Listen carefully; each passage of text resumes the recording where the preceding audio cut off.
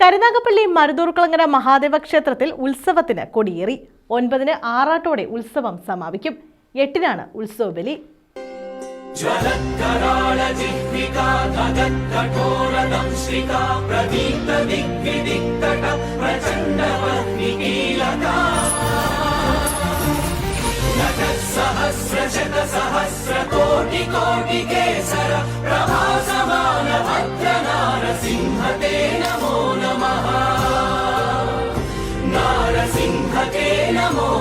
കരുനാഗപ്പള്ളി ആലിങ്കടവ് മരുതൂർക്കുളങ്ങര മഹാദേവ ക്ഷേത്രത്തിലാണ് ഉത്സവത്തിന് കൊടിയേറിയത്.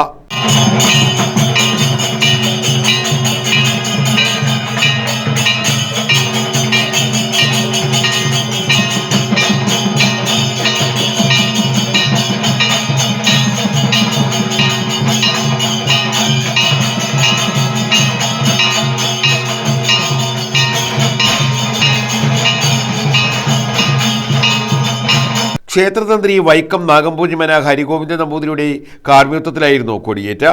തുടർന്ന് അന്നദാനവും ആനയൂട്ടും നടത്തി.